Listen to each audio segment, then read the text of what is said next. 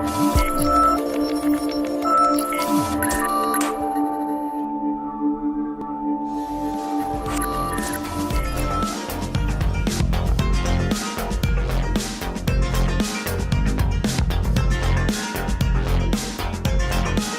is Frank Islam, Chairman and CEO of FI Investment Group, and your host of Tonight with Frank Islam.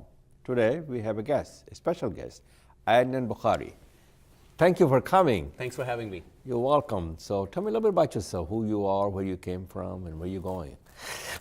Wonderful. Well, thank you very much for the opportunity. I am a Pakistani American, born and raised in Lahore. I came to the States right here to Virginia when I was 16 years old.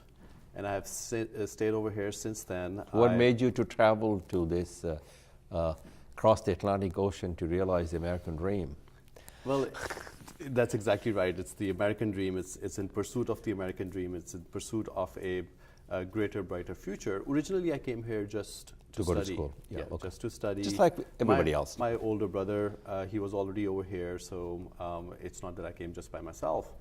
And for quite many years, tried to go back to Pakistan, tried to look for an opportunity back then. Obviously, it didn't happen. It didn't happen despite all the connections and everything else that was in Pakistan. I kept coming back over here. And then finally, in 2005, I determined that I should stop trying. Okay. I should just accept my fate. So you just said you should stay here. Yes. Okay, thank you for staying here. That's wonderful. So what's your, so this is your journey. So after the school graduations, and you decided to stay in 2005, so that was 12 years ago. So what have you been doing since then? So I went to school to study economics first. Then I transitioned to accounting because that's where the jobs were. Okay. And so you're CPA? Yes, after I completed my studies in accounting, I went ahead and I got my CPA. And then I joined a public accounting firm. Okay. And I became a partner at the firm. And then now more recently, I'm working as the Chief Financial Officer for an organization called Prosperity Now. I heard about it. Yeah, we are trying to end poverty. So in the United States, it's a national organization. We do a lot of policy advocacy work, as well as program work with other nonprofit organizations spread across the United States. So you have a wonderful background coming from Pakistan, getting a good education, and education is a gift that keeps on giving. Yeah. And then you became a financial officer, and you're serving the humanity. You represent the best of our humanity. But you're also very politically engaged. As you know, the Northern Virginia community has South Asians and a lot of Muslims. So the question, you tell the audience why they should be politically engaged, number one. Number two, why they should make a political contribution. Thank you. So this is really a hallmark of democracy, where if you, the masses, come out to vote, show your voice, you will be able to have a say in the laws and in the policies that will dictate your everyday life. So that's really fundamentally the reason that we as citizens need to be engaged, we need to be involved. So you said it very well, but I will paraphrase what you just said. The politics define the landscape of America. Politics brings us together. And every day, whatever the politicians do affects our life.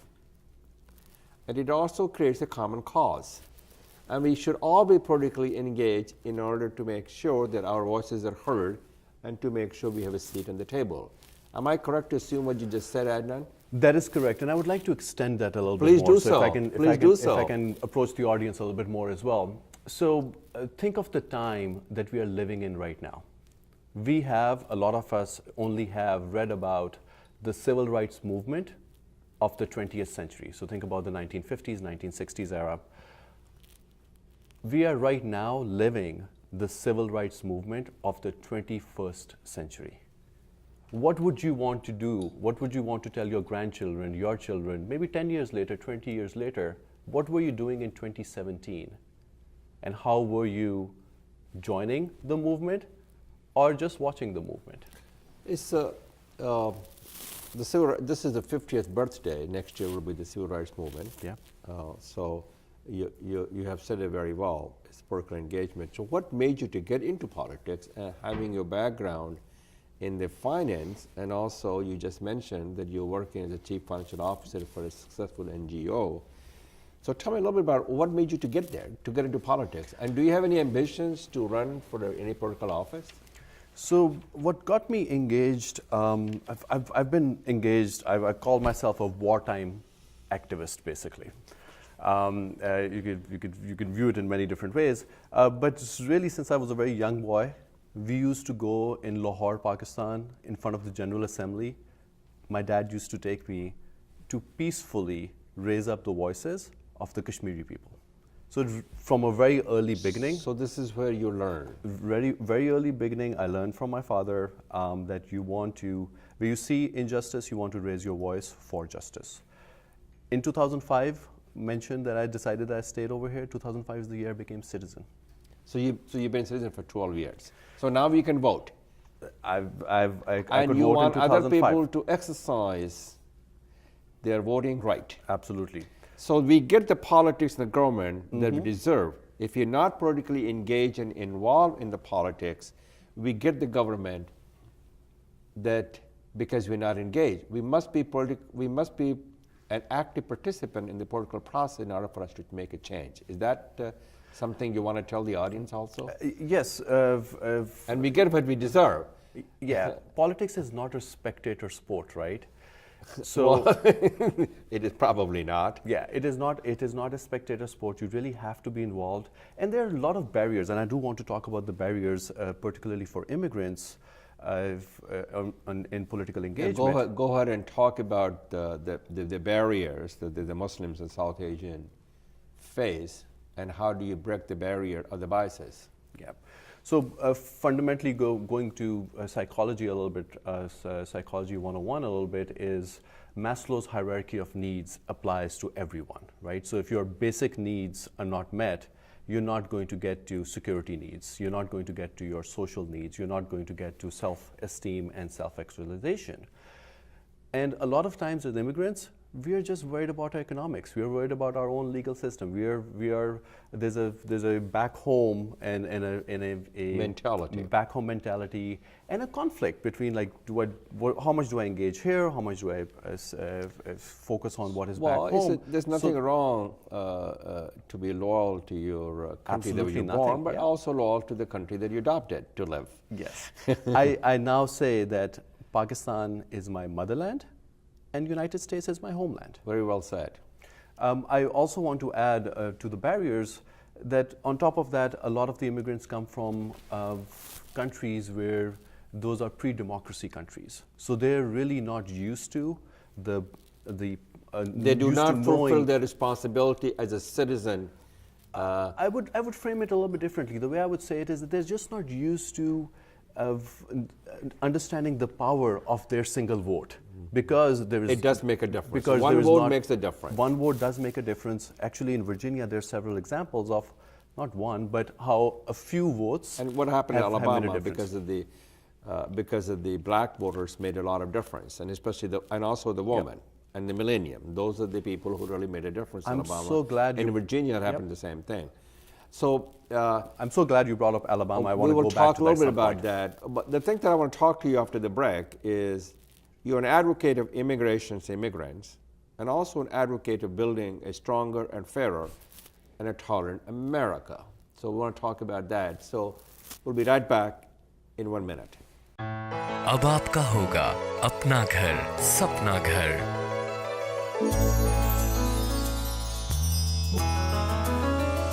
Your dreams can come true. SAI Mortgage is key for you. अपना घर खरीदने और refinance करवाने के लिए SAI Mortgage से राब्ता करें। Don't make a move without SAI. Back to Adnan Bokhari. Before the break, we talked two items that I wanted to shed some light and bright light on this, if you possibly can. What makes you to become an advocate of immigrations and immigrants, and also talked about why should we build an inclusive America. Wonderful question. So I myself, as an immigrant, as I'm advocating for immigrants, I'm advocating for myself. I'm advocating for my children. And immigration has been something that has been going on in America for centuries. It is what makes America. We all what are it is. immigrants. It is what. Yeah, most of us As are President immigrants. Kennedy wrote a book on the nation's immigrants. Yeah, most of us are immigrants. And right now, it's the immigrants who are under a lot of scrutiny. And it's certain segments of the immigrants, particularly the Latinos and the Muslims, who are bearing most of that brunt of the anti-immigrant sentiment that is going through the United States right now. So now is the best time to be standing up and advocating. Now is the best time to be coming up and saying, hey, I'm an immigrant and look what we have accomplished, look what we have done.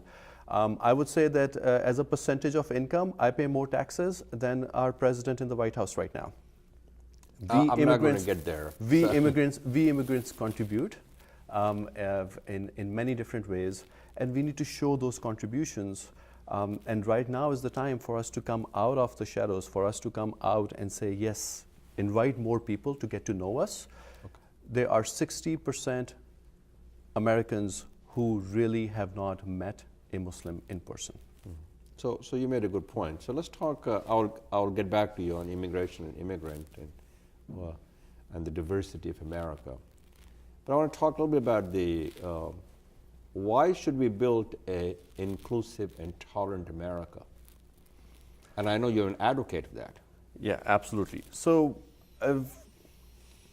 if you don't have inclusivity, what you have is divisions, what you have is infighting.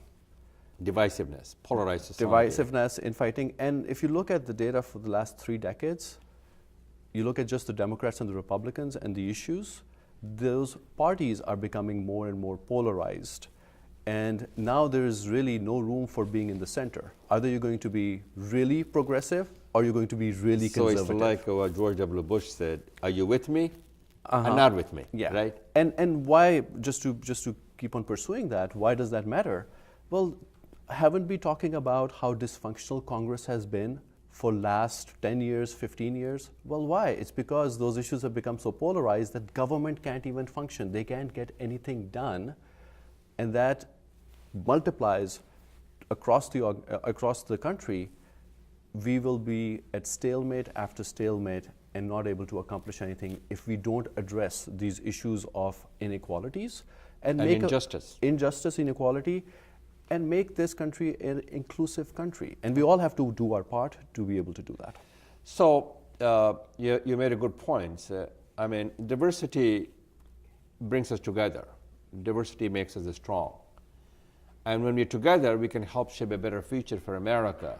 And together, we can build a stronger, fairer, just, tolerant, caring, and compassionate America that we could take a pride in it. As John Winthrop said in 1632, America is a city on a hill, and all the eyes, you must consider all the eyes are upon America. So, as far as immigration is concerned, I mean, immigrants makes the country vibrant and stronger. Mm-hmm. And wherever they go to any community, they start their business and do very well. And they bring their culture, the cuisine, the arts. And the most important thing is the immigrants contribute to the 0.7% of our GDP growth in this country. Most of the business, as you know, in Silicon Valley, 35% is by South Asian Americans, and they're part and parcel of America. So your points are well taken, and you should continue to step up, to speak up, and to speak out against the hatred and bigotry, because the lot that divide us, unite us, the little that divide us, our bonds are stronger than the differences that too often drive us apart. Yes. So let's just shift the gears. I know you've been involved with my friend Ralph Northam, who was a good friend of mine. He was lieutenant governor. And do you think it's better for the South Asians and Muslim because he's now the governor? Absolutely. So the better, the alternative would have been Ed Gillespie, who was running on the Republican ticket. who has Who has also run against Mark Warner. who also ran against Mark Warner, came very close to winning, luckily did not win, and who has who has two sides that you hear. So on a public level, he'll come out and he'll say, I am with immigrants, but then all of his policies are all anti-immigrant. So he does not match his words with his deeds. Does not match his words with his deeds. And I didn't just support Ralph because he's a Democrat. I actually went and I spoke. So you I talked approached- about his I policies, his politics. approached him. I was actually supporting Tom Perriello in the primaries, who was running against Ralph Northam. I do know him. On the progressive side. Tom and I became very good friends. Like I said, I'm a wartime activist, so it's January of 2017, the day after the travel ban, is when I reactivated myself after about 10 years of not being active. And I pursued what was happening in Virginia, and I've looked at both candidates, and I created a agenda for the immigrants, and I had a very simple agenda. And the agenda was that the immigrants right now are facing a negative perception and a reputational risk, and we need to counter that by giving immigrants an opportunity to really show who they are, and the candidates could really help us do that. So I So held. you think there's a brighter horizon for them to engage politically, socially, and economically to become a fabric of our nation?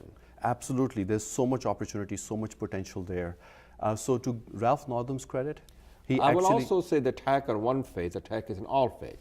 When we attack each other, we are destroying the harmonious fabric of this nation.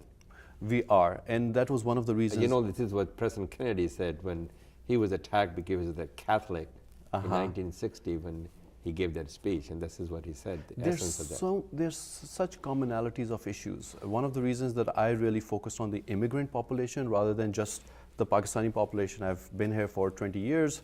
That's really something natural. I did work a lot in the Pakistani population, but I didn't just focus on either just the Pakistani or the Muslim population. I really talked about look the at the broader immigrants. focus, yeah. Really talked about immigrants because we have 500,000 immigrant voters, foreign-born immigrant voters living in Virginia. That's especially in Northern Virginia.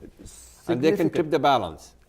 They can dictate the balance. It's not just I tip wouldn't it, say right? that they can tip the balance. If the most important thing for them to go vote, to exercise their right. You talk about the engagement of the Muslims and the South Asian communities, the broader community, to be engaged politically. The question that I have for you is, what's the message to the younger generations of our community and your community, because we are in this together? What's the message for them? Why they should be civically engaged, politically engaged, and individually engaged? Why they should be engaged? Yeah. What I would say to the youth is, this is your country. This is the country. This is your country. You're not hyphenated. You're an American. You're not hyphenated with whether it's a Pakistani American, whether it's a Muslim American. You are American. And part of being American is that you are engaged in all facets of life. And there's such huge opportunity. A single person can make such a huge difference. I'll give you my example of just starting this year, January of 2017, being able to just going and talking to the candidates about what is it that concerns us, what is it that concerns the community. We got to a point where now the governor-elect actually met with us to do a immigrants roundtable. I presented myself at that roundtable to the now governor, saying these are the issues that immigrants have right now in 2017, and these are things that you can do about it. I wasn't part of a big coalition, wasn't part of a big organization. I was a single person who decided that I was going to do something about it. And that's what you're seeing again and again. There's a young man, Ahmed Shawal. He is a student at UVA. Just look up his profile. Look at all the things that he's doing as well. He's a great role model for a lot of our youth that are in the community. There's so much that we can do. There's so many places that we can be active. And we through an organization called National Association of Pakistani Americans, are really wanting to give youth more opportunity to be able to come collectively and do something together. There's so much work that we still need to do. There's a Muslim Day that's coming up in the next year that we're going to go to the governor's mansion, we're going to go to the state capitol. We want more and more of us to show up, because when we show up, there are things that we accomplish. Out of all of that, now your dear friend Ralph Northam, governor-elect. Well, he's a friend of all of us. Yeah, he's a friend of all of us. You're a closer friend, right? I'm not as close Sort a of, friend to him. sort of. I'm very close to Tom Perriello, but not a close friend to Ralph.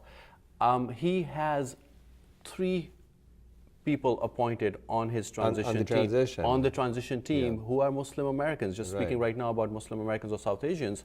So we have Atif Karni. Yeah, I know. We have Dr. Baba Latif. I do know Baba. And we have Sam Rasool. So Sam I do know all of Rasool them. is the only elected official, but the others are active members who they ran Well, for Baba offices. ran for the- both of them. Atif yeah. Karni ran as well. Well, when we come back, we'll talk some more items and concerns and the questions for you.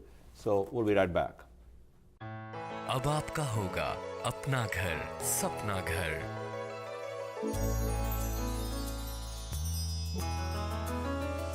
Your dreams can come true. SAI Mortgage is key for you. अपना घर खरीदने और refinance करवाने के लिए SAI mortgage से राब्ता करें। Don't make a move without SCI. We're back with Adnan Bokhari. So, a lot of people ask the questions, and I will ask you that questions, and a lot of people ask me that questions because what made you so successful? And my answer is that I don't have a secret sauce. Do you have a secret sauce to be successful?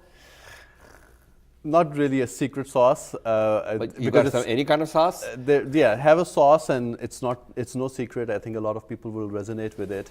I really attribute all the successes that I have had to, by and large, 4 things.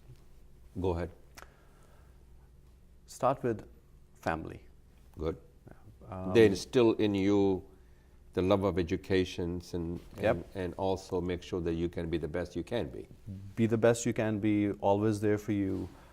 As I mentioned, when I came over here, I came to my brother. My brother is 7 years older than me. He took care of me. I was still a 16-year-old boy, right? And he himself was also just 22, 23 years old. So you don't forget that. He gave me a lot of direction, gave me a lot of guidance, and I am who I am a lot because of him as well. So That's very well attribute said. that. Faith. Really, really. Faith. What does the faith brings you? The peace as well as equality and dignity and a tolerance and respect for other faiths? Is that what the faith brings you? What else does it bring to you? Yeah, faith brings you all the decency. Faith brings you a lot of Decency, compassionate, being a caring. It does. It also brings you determination. Determination to succeed. Determination to succeed, determination to continue on despite the odds. So faith is something that you rely on in a lot of ways and at a lot of different times. I will also say hard work. I saw my dad. So you aim high, work hard, pursue your dream. Yeah, That's my mantra. I heard his stories about him as an immigrant from Kashmir coming to Pakistan when he was So just you knew 13, the challenge that they face as an immigrant. 13 years old, studying 12 hours a day to make it. And he made it. He was judge of the High Court in Pakistan, Very appointed well, by then very nice. Benazir Bhutto. So he did make it.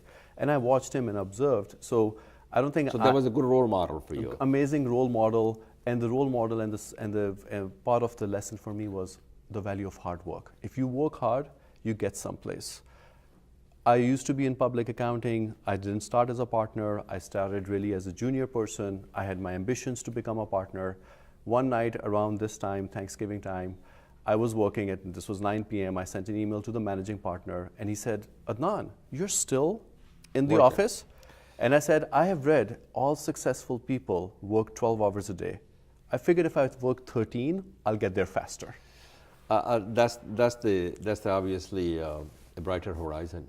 Brighter horizon. So I hear your parents, who was a role model. I also hear the fact that you work hard, aim high, and pursued your dream. I also heard the fact that you got a good education, which is an important criteria. Yes. I also heard saying that your faith taught you to to be the best you can be, to exploit your fullest potential, to be a lifelong learner.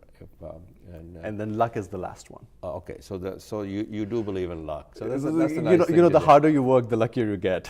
Okay. You have to be right place, the right time. You have to be. But you have to be smart also. Yeah, and then that goes back to faith as well. So it's But all one of the connected. things that we all have to recognize that it's not me, it's we who makes it happen. That's how the success happens. It's a we. It's all of us together. In business that I am in, that I was, success in business is a team sport. That's the best way to describe it. So when people say how I became successful, the best way to say it's not me, it's we who made it happen. And surround yourself with the people who share with your vision and the values. Yes.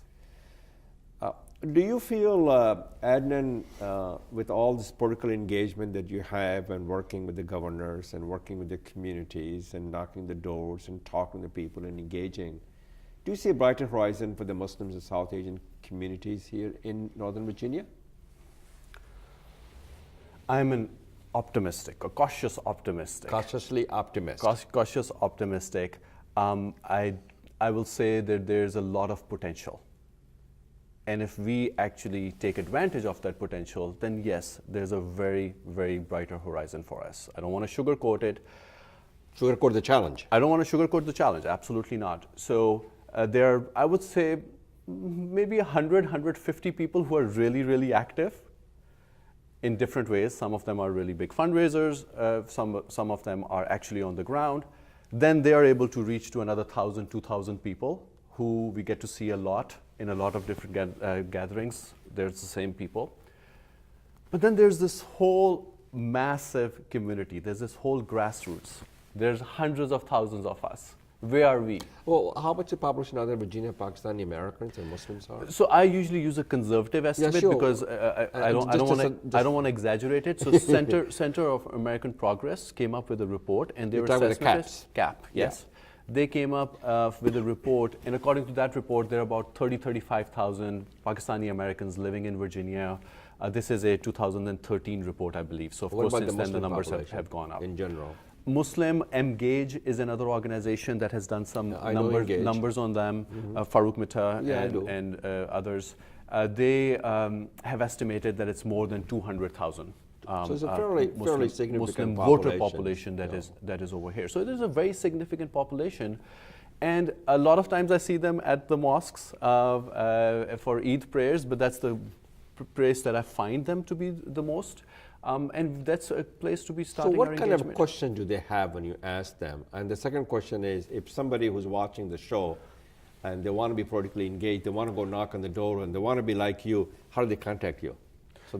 So can you shed some light on those two? Sure. So the questions that I normally get are like, what is it for me? What is in it for me? What is Right. in it for me? Why should I come in and why should I vote? And very quickly, the reason I want to answer is you care about what laws are implemented over here in the state. You care about how much taxes you pay. You care about how much money you make, whether it's minimum wage. You care about your college education, how expensive or how cheap it is, and you care about healthcare. I mean, Your transportation. and your transportation, and it keeps on going and on and on.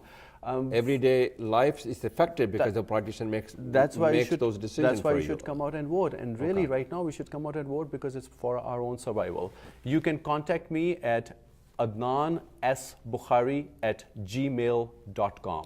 And I'm talking about the people who are young and who wants to be like you, be successful and be politically engaged. So this is the way to contact them. Yes. And well, thank you very much, Adnan, for coming over here. Thank you for taking the time to talk to us, and I hope you inspire the new generation, the younger generation, all of the people to be politically engaged, to be civically engaged, and to make sure they go vote, to make sure they exercise their responsibility, and the responsibility to become an engaged citizen. Yes. This is how you fulfill your responsibility as a citizen in a democratic country. So thank you very much. Thanks for having coming me. here.